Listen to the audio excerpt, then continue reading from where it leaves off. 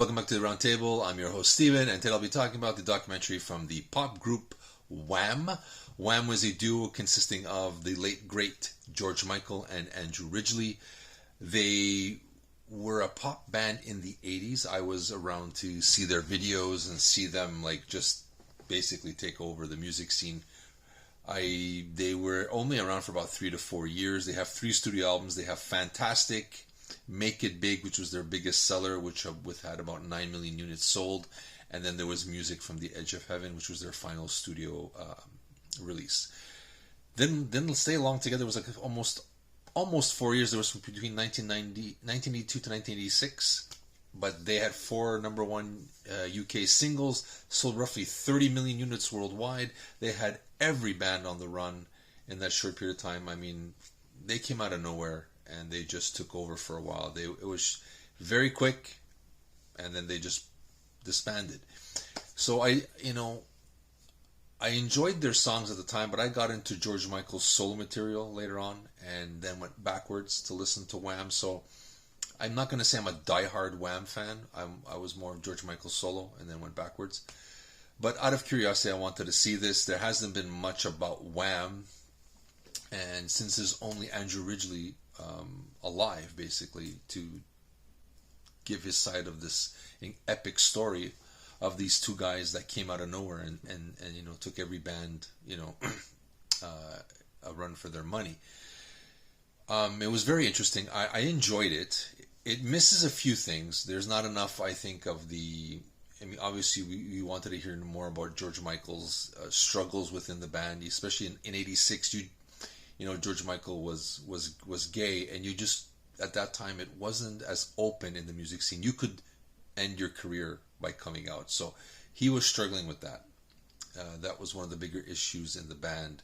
But the thing I noticed, or what I liked, it was these two buddies who loved each other and respected each other and supported each other through thick and thin, and that was a great. I think it was a celebration of this brotherhood that existed, and that's what I loved about this thing. And it was director Chris Smith took audio portions, anecdotes, Andrew Ridgeley's point of view, and used it. Basically, you saw a scrapbook being made from Andrew's mother about every chapter of the documentary, making it very.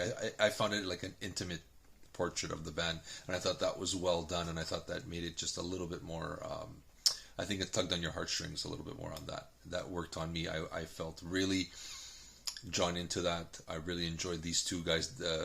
Andrew seems to have no ego about this, about what happened. I mean, they were, Andrew kind of started the band. He was the more wild one. George was at first the quiet one, the shy one.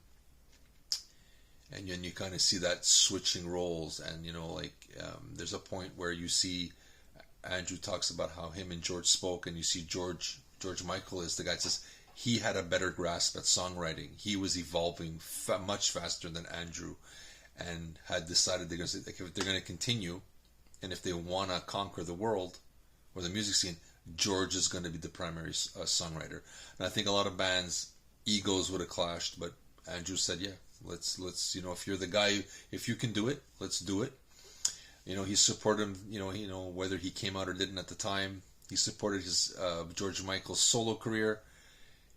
So it was just two guys who loved each other, respected each other, and pushed each other. So a lot of people took Andrew Ridgeley as just a side piece for the band, but he gave them their look, he gave them their style, and he gave, I think, George Michael the confidence to be that songwriter and to move forward, and then eventually go solo. And instead of being mad about it, realizing that his own celebrity is going to end, he supported it. So I mean, it was nice to see this no bitter rivalry in this documentary. There was just support and love for each other, which I thought was fantastic in this day and age. I thought for sure you're going to see this thing where he's angry and he was depressed after the breakup. No, and he said he didn't want Wham to be a middle-aged band. Wham was about youth and exuberance and celebration of life.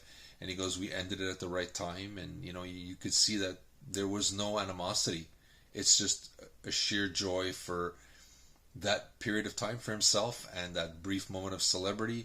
And that George Michael continued on. And he actually, finally came out and, was a full-fledged human being. And I think Andrew had a big part in that. He was his support. And I think if people want to take away that from him, I think they need to watch this documentary and see what an important part he did play.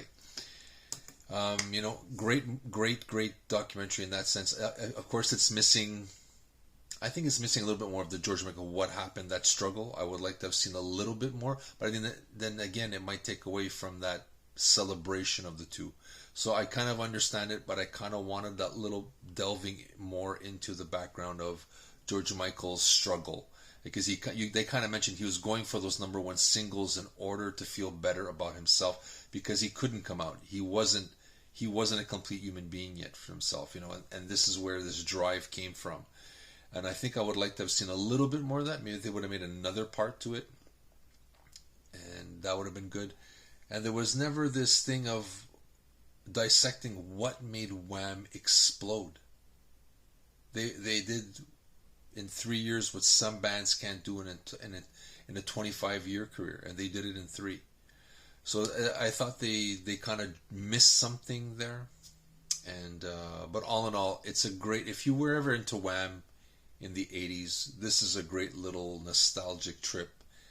And Chris Smith, the director, does a great weaving of these audio commentaries and that scrapbook from Andrew's mother to really make it feel like you're going to her home and she's showing you the scrapbook of here's their career, this is chapter 1, and this is what, and it really feels like you're sitting at home just talking to the two guys and they're reminiscing, even though George Michael's not around.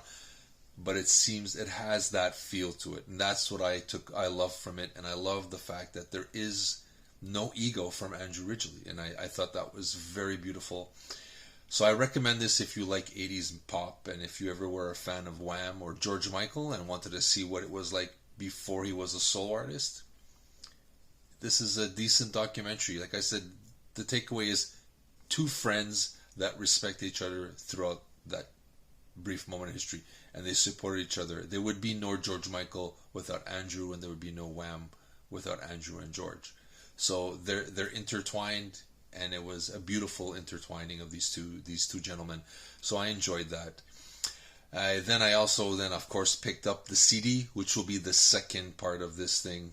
So if you like, please stick around, hit the like button, subscribe. We'd love to hear from you. Let me know your thoughts about the Wham documentary. And please wait for the next day for the second part where I discuss the CD, the singles, Echoes from the Edge of Heaven, which I purchased because I saw the documentary and I got suckered in. So I went to the record store and picked it up. Again, this is Steven from the Roundtable. Have a good evening.